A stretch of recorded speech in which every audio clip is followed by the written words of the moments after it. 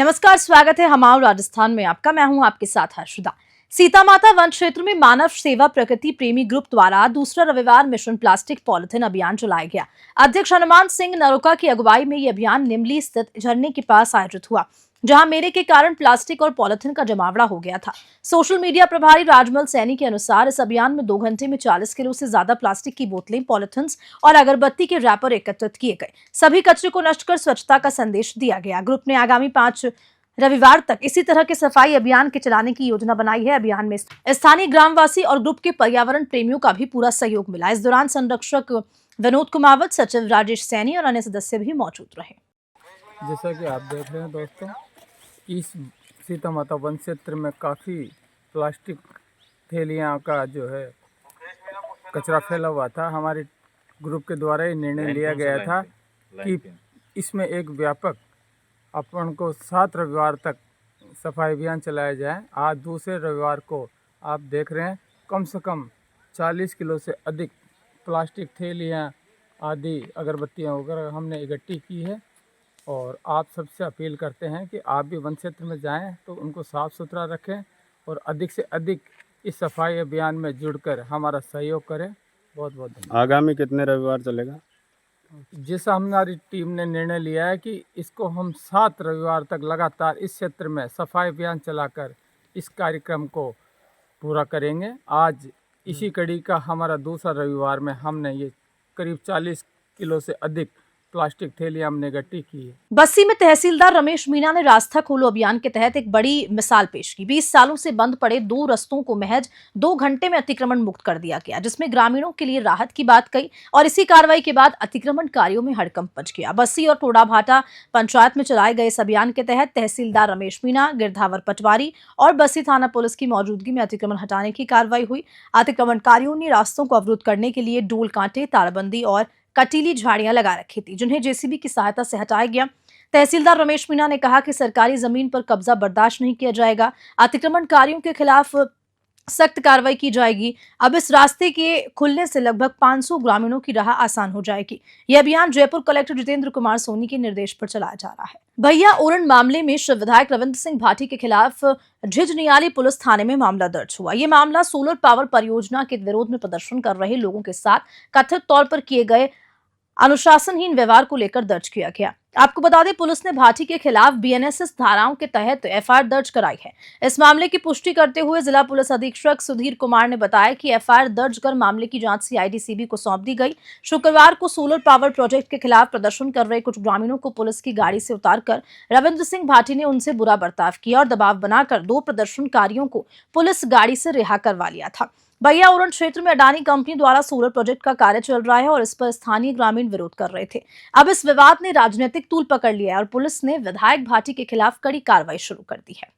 कटुमर क्षेत्र में पुलिस गश्त को चकमा देते हुए गौ तस्करों ने सरकारी दावों को चुनौती दी। जी हां, आए दिन गौ तस्करी की घटनाएं सामने आ रही हैं, जिनके खिलाफ पुलिस कार्रवाई में जुटी है। थाना प्रभारी संजय शर्मा के मुताबिक सूचना मिली थी कि एक पिकअप पर तिरपाल ढका हुआ गौवंश लगाया जा रहा है। ये गाड़ी भनोकर रोड से कटुमर की ओर जा रही थी। ड्यूटी ऑफिसर जगदीश मीणा और पुलिस जाप्ता ने नाकाबंदी की, लेकिन गौ तस्कर गाड़ी को नाकाबंदी तोड़ते हुए बाजार की ओर भाग गए। पुलिस ने पीछा किया और गली मोहल्लों में सायरन बजाते हुए, चोट चोट चिल्लाते हुए दौड़ते रहे, लेकिन किसी ने भी मदद नहीं की।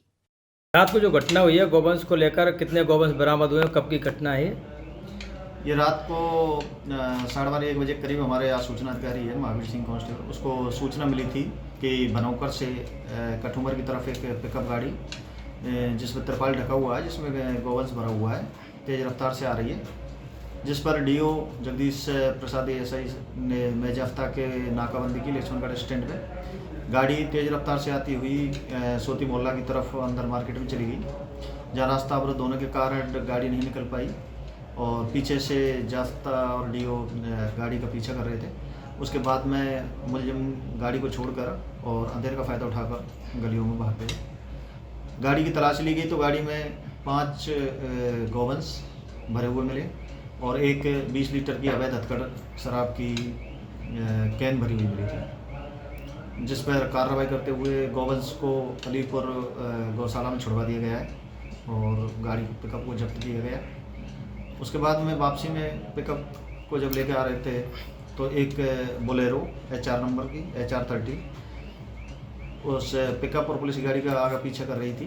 तो जिसको पकड़कर रोककर नाम पता पूछा तो उसने खुद का नाम राशिद पुत्र बरकत निवासी गोदाला पुराना होना बताया, जिसने बताया कि भाई मुझे मेरे मामा का लड़का है गुड्डन, उसने मुझे यहाँ बुलाया था, तो इसलिए मैं उसको लेने के लिए आया था।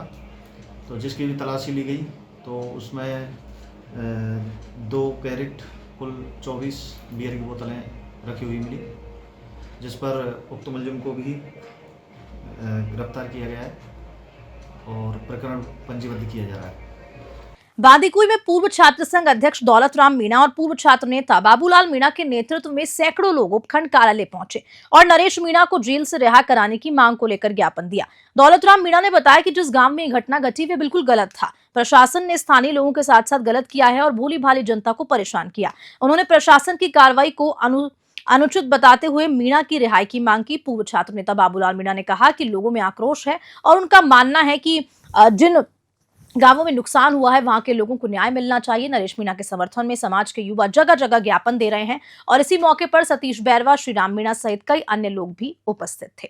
देखो, सरकार ने जो बर्बरतापूर्ण जो गांव के लोगों के साथ अन्याय किया है, रात के 10 बजे बर्बाद में आज तक संविधान में ऐसा कहीं भी नहीं सुनने को मिला पूरे देश के अंदर कि लाठियां बरसाई हो पुलिस ने और अचानक गांव को आग लगा दी। छोटे बच्चों के चोट आई है, महिलाओं के चोट आई है। ठीक है, नरेश मीणा ने गलती की है या नहीं की है वो अलग विषय था। अगर की है, एसडीएम को थप्पड़ मारा भी था तो इसकी वजह क्या थी ये देखनी चाहिए। क्या डायरेक्ट थप्पड़ मार दिया? वहाँ जबरदस्ती वोटिंग करवाना, महिला से वोटिंग करवाया है, उसने मीडिया के सामने आके खुले में कहा है कि मेरे को जबरदस्ती वोटिंग करवाया गया। तो राजस्थान की जनता यही तो जानना चाहती है कि ऐसा क्या था कि सुबह 11 से 12 बजे के लगभग वहाँ थप्पड़ मार दिया या ऐसी घटना हो गई थी तो शाम तक का वेट क्यों किया? अगर ऐसा नहीं था, वेट किया भी था तो एक दिन का वेट और हो जाता, सुबह उसको अरेस्ट कर लेते। अगर उसने गलती की है उसको सज़ा मिलनी चाहिए, कानून देता सज़ा। सरकार ये देखे कि पुलिस को क्या पावर है, एसडीएम को क्या पावर है कि वहाँ के लोगों के साथ अन्याय, गांव को जला दिया उनके साथ और मुकदमे भी उन्हीं लोगों के साथ। कल हमने एक वीडियो में देखा, हमारे कुछ साथी लगभग 70-80 साथियों के हाथ पैर टूट गए उनको, और नरेश जी को वीसी के थ्रू ला रहे हैं। ऐसा संविधान में कहीं नहीं है। उसको पेश करना चाहिए था, उसकी चीज़ों को देखना चाहिए था और जो कानून कहता है उसके हिसाब से उसे सजा मिलनी चाहिए, इसमें कोई शक नहीं है।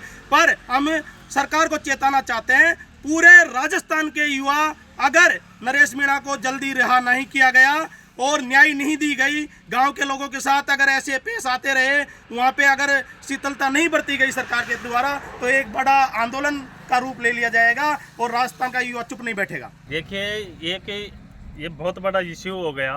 ये कि युवाओं के साथ इतना बड़ा अभद्रता और अत्याचार हुआ है, शोषण हुआ है, जो असहनीय है। पूरा राजस्थान में इसकी आग लगी हुई है। तो समस्त युवाओं को लेकर के कल बांदीकुई मुख्यमंत्री जी जो हमारी सरकार है उनसे हम प्रार्थना करेंगे कि जो अनैतिक रूप से जो मुकदमे लगाए हैं उनको वापस ले और जो पुलिस प्रशासन युवाओं पर अत्याचार कर रही है लगातार उस पर रोका जाए और जिन पुलिस कर्मचारियों ने महिलाओं पर घरों में घुस करके जो अत्याचार किया उनके खिलाफ मुकदमा करे और उनको जेल में डालें, जब तक ये युवा रुकने वाले नहीं है।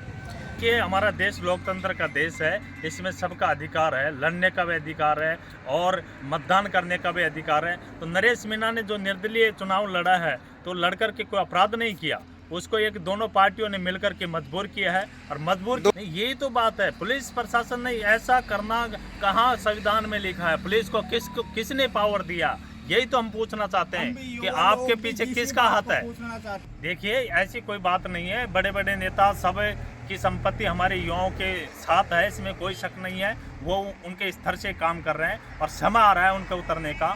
अभी बड़ा आंदोलन होगा इस राजस्थान की धरती पर, तो सारे नेता एकजुट मैदान में देखेंगे। आपको मैं भरोसा देना चाहता हूँ। हमारी मांग है जो पुलिस ने, जिन कर्मचारियों ने, अधिकारियों ने जैसे अभद्रता की है, मारपीट किया है, महिलाओं के साथ अत्याचार किया है, उनके खिलाफ मुकदमा दर्ज हो और उनको जेल में डाला जाए और नरेश मीणा को रिहा किया जाए और कोर्ट बाद में डिसीजन लेगा कि अपराधी है तो उसके हिसाब से वो सजा दे, इसमें कोई आपत्ति नहीं है। लेकिन नरेश मीणा को वीसी से पेश कर रहे हैं, उसके साथ मारपीट किया, कौन से अधिकार में लिखा है? हमारे युवाओं के जिस तरह मारपीट किया, तोड़फाड़ किया, ये बहुत असहनीय घटना है। हम इसको बर्दाश्त नहीं करेंगे किसी कीमत में। जिले के गोगामेड़ी में महिला थानेदार संतोष ढाका ने थाने की कमान संभाल ली है। जी हां, वे गोगामेड़ी थाने की पहली महिला थानेदार बनी। इससे पहले गोगामेड़ी थाने की कमान अजय गुरु के पास थी, जिनके स्थानांतरण के बाद संतोष ढाका को ये जिम्मेदारी सौंपी गई। संतोष ढाका ने न्यूज 21 से बातचीत में अपनी प्राथमिकताओं के बारे में बताया। उन्होंने कहा कि मेरा उद्देश्य क्षेत्र के सभी लोगों को साथ लेकर उनकी समस्याओं का त्वरित समाधान करना है। मैं अपराधियों के में भय और आमजन में विश्वास बनाने के लिए काम करूंगी। महिला सुरक्षा, महिलाओं पर हो रहे अत्याचारों पर अंकुश लगाने, अवैध धंधों के खिलाफ सख्त कार्रवाई और गोगामेड़ी क्षेत्र में यातायात व्यवस्था सुधारना उनकी प्रमुख प्राथमिकता रहेगी। अगर किसी भी क्षेत्र में नशे की बिक्री होती है तो उस पर तुरंत कार्रवाई की जाएगी। लंबित मामलों की समीक्षा भी की और अधिकारियों को इन मामलों के निपटान के आदेश दिए। मेरी सबसे पहले प्राथमिकता रहेगी अपराधियों में भय और आमजन में विश्वास, और अपराधियों की धरपकड़ रहेगी। नशे के खिलाफ सख्ती से कार्रवाई की जाएगी, सख्ती से और कार्रवाई की जाएगी, नाकाबंदी की जाएगी और गश्त ज़्यादा से ज़्यादा की जाएगी, सख्ती से कार्रवाई की जाएगी। उनके लिए भी सख्ताई से गश्त की जाएगी, नाकाबंदी की जाएगी और लोगों की आराम तलाशी ली जाएगी। सभी जगह गश्त ज़्यादा से ज़्यादा बढ़ाई जाएगी। एयरपोर्ट पर पत्रकारों से बातचीत करते हुए पर्यटन मंत्री ने अनीता हत्याकांड की निष्पक्ष जांच की बात की।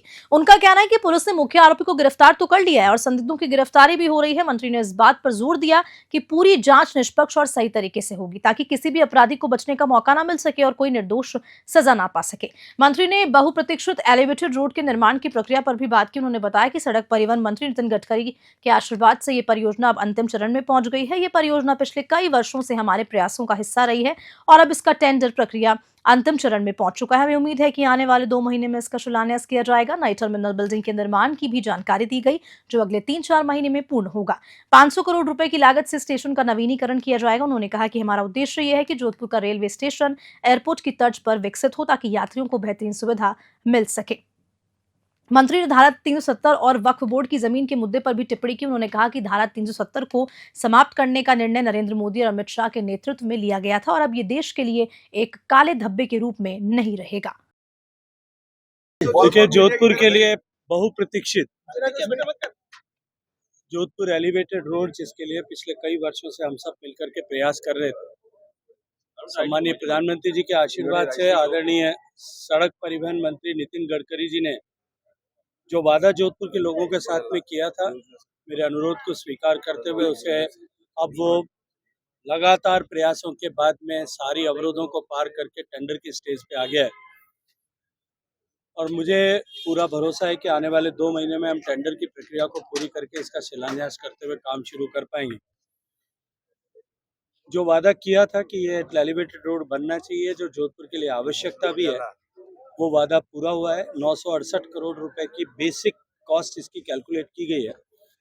ये पहला चरण होगा, इसका दूसरा चरण भी आने वाले समय में और इसको आगे अप टू चौपासनी तक ले जाने के लिए भी काम करेंगे।